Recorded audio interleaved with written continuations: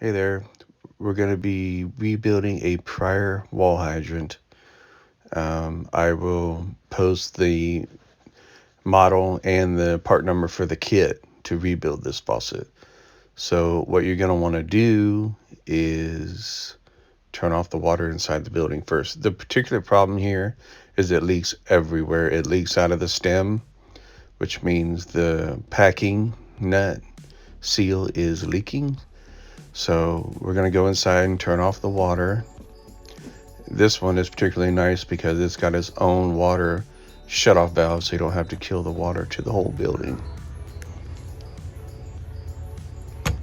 So how this works and how it's frost-free is that stem is about 12 inches long, and it goes all the way inside, and there's a seal inside at the very end of that 12-inch stem. So you want to open it like it's on, which no water should be coming out at this point, and take either channel locks or a crescent wrench to loosen that.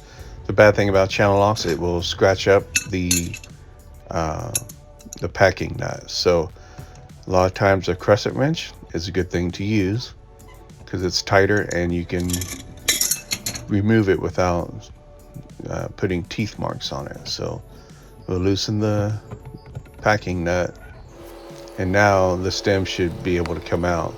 If it doesn't come right out, you have to unscrew it literally from the wall. So I was trying to save some time. It's so corroded. The screw was so corroded that it was just falling apart. This is the actual seat, the rubber seat. The rubber has hardened, and I try to edit and speed it up for time. But a lot of times, if it's to this point, you might have to get a new stem. So what you would want to do is measure that stem, and some of your hardware stores will have replacement stems.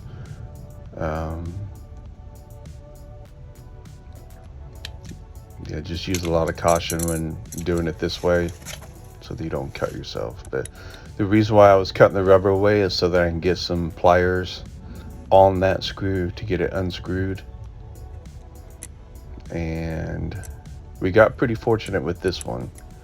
It was ugly, but it came apart.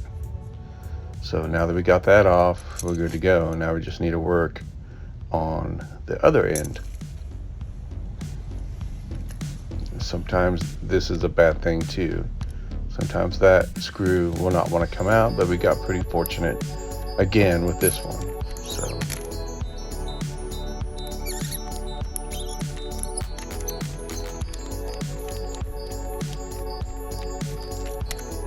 and sometimes you could spray WD-40 or whatever inside the handle to get it loosened off. Sometimes you take your channel locks and move the handle back and forth on the stem to see if it'll come off. Unfortunately, it is wanting to fight. So this is where it's going to get kind of ugly. And this is where you're going to want to be careful with this next step to not damage the stem. A lot of times you can apply heat to it. I've had to do that in several instances. But sometimes you just have to break it off.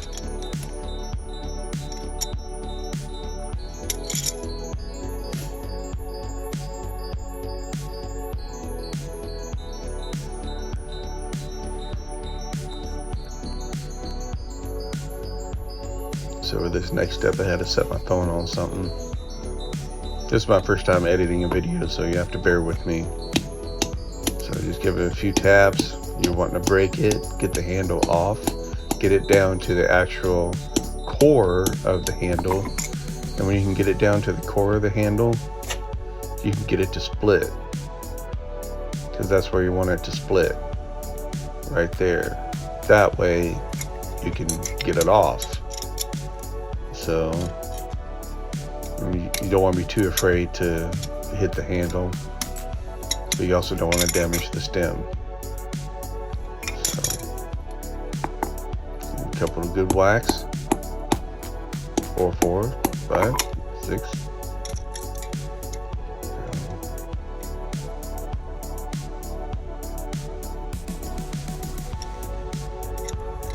A lot of times corrosion plays a part in this, and the corrosion will act like a glue and the handle will be stuck on. So just keep working with it. Make sure you don't hit that packing nut, because if you do, you're done, because you'll have to find another packing nut. And now we got it to split, which is kind of what we wanted to do. So what you want to do is rotate it with the pliers, because now that it's split, it's created a gap. So we got it off and we did not damage the stem. Now we can take the packing nut off. So don't worry about that handle, because a new handle comes in the kit. So, and I will show you that kit. Now for round 3 of the hard part, the packing. The older ones will have a hemp packing. Some of the newer ones will have a rubber, a graphite. But this particular model has a graphite. So what I did was take a flathead screwdriver, and on the inside to try to push the opposite direction, so we could try to push that seal out. That takes some work too.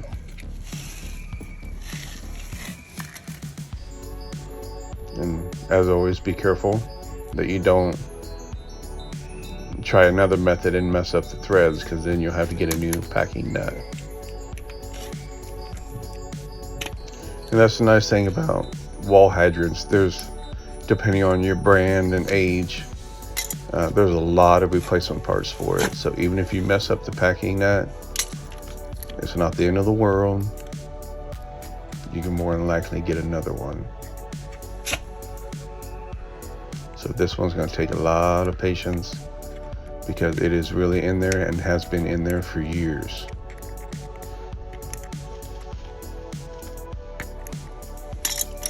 Sometimes you have to keep going back and forth with the flathead screwdriver and the knife. Just keep digging it out, because once you get a large section of it out, the rest of it will start coming.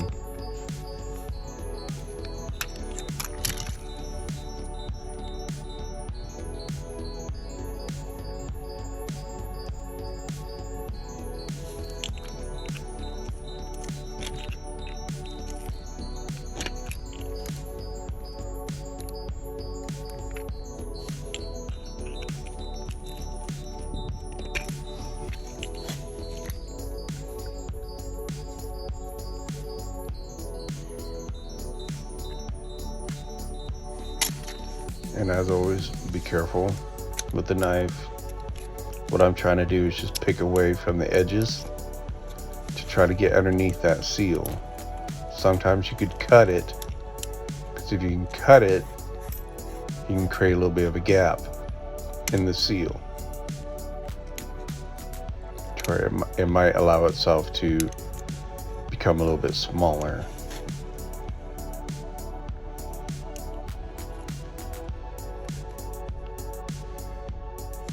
It's frustrating, but be patient, because it will pay off.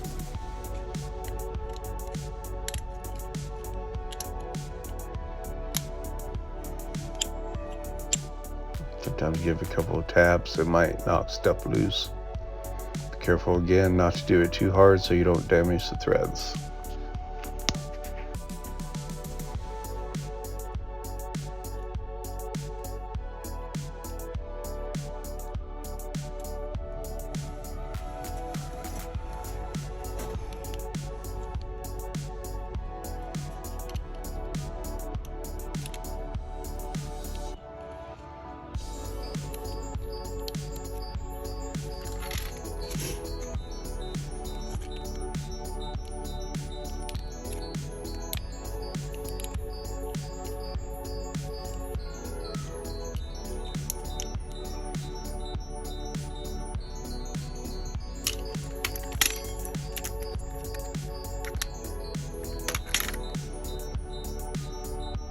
As you can see, we're starting to see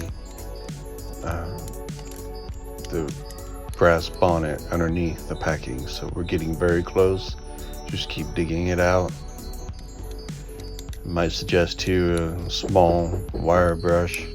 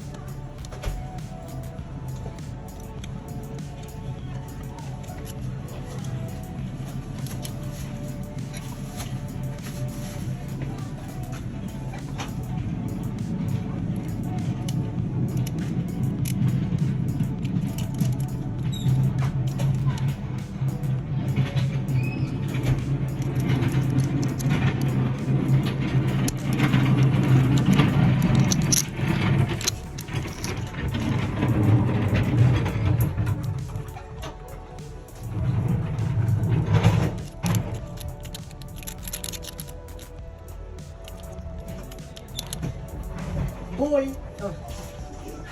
No, I'm gonna pour. What's your deal?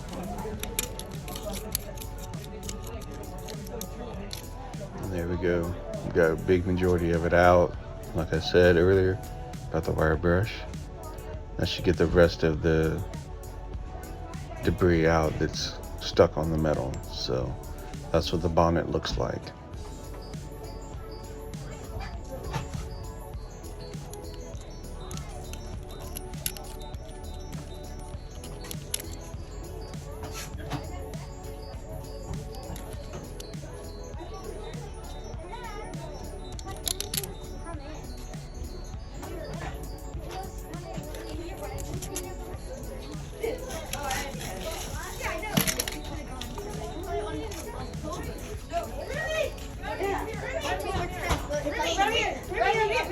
We want in the market.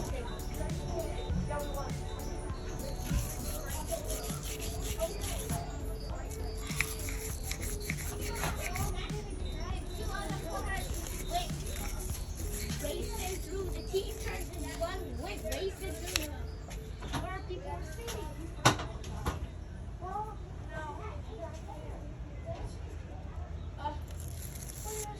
And now we're ready for the important part of this job, the rebuilding. So for this, we're using the Prier rebuild kit. It's a C-144 I'll show you the package. C-144 CP-807. They're roughly around $30 depending on your area. Sometimes cheaper.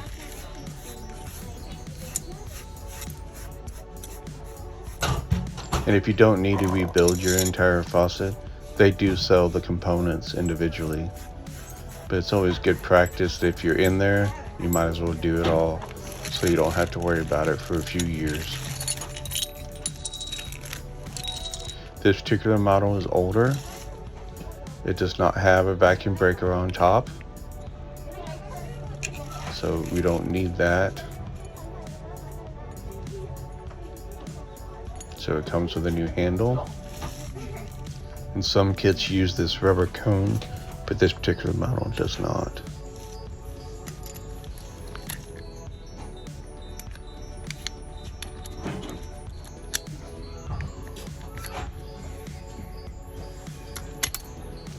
Now I really suggest when you go to put it back together that you buy some plumber's grease for the threads, because it'll keep it from seizing up again in the future. Just a little bit in the hole and a little bit on the threads. You don't need any of it on the rubber.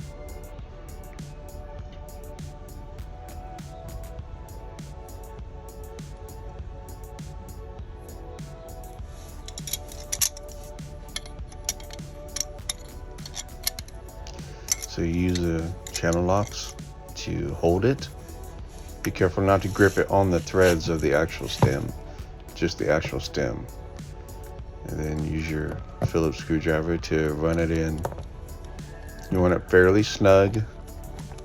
When it pushes that beveled washer out to the edges, that's tight enough.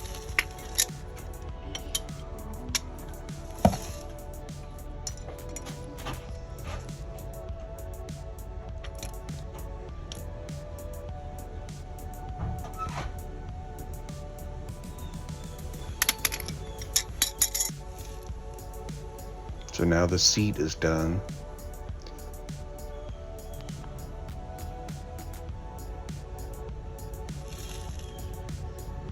And now for the other side where the handle goes on. Get your grease again, just a little bit on your finger. Put it on the stem of it. This is where the packing is going to go. Put it in that hole for the screw. And then on the actual stem where the handle and the packing is going to go. This will help it keep from binding. You can put a little bit on the packing to help it seal and to keep it from seizing up again in the bonnet or the packing nut. So you put that together, put a little bit on the back side of the packing, a little bit of grease in the washer.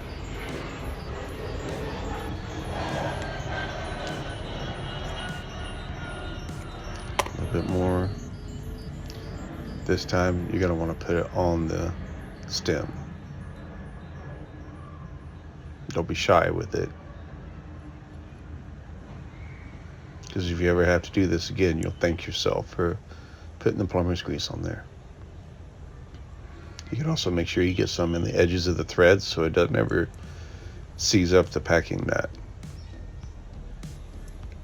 So now we can go ahead and put it back in.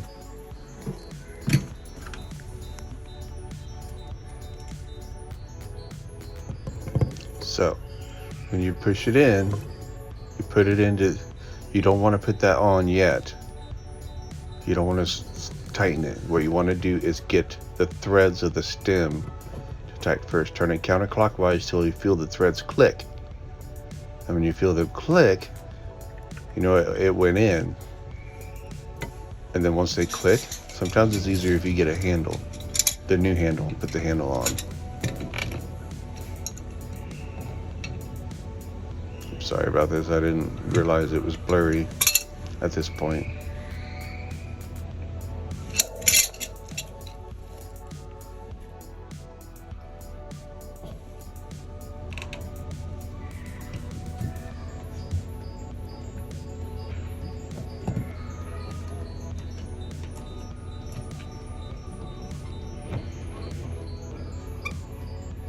and get the packing nut fairly snug. Use a backing wrench to keep it from twisting in the wall. You don't want the faucet to twist in the wall. So now I forgot to show turning the water back on. Yes, I know it's leaking. It's because I forgot to tighten that hose back up. Oops. To turn the water back on. Looks like we need a washer for that hose. Oh well, it's fixed. So there you go. You just rebuilt your first faucet, or maybe your second one. So yeah, I've got electrician friends, so I had to get this jab in there.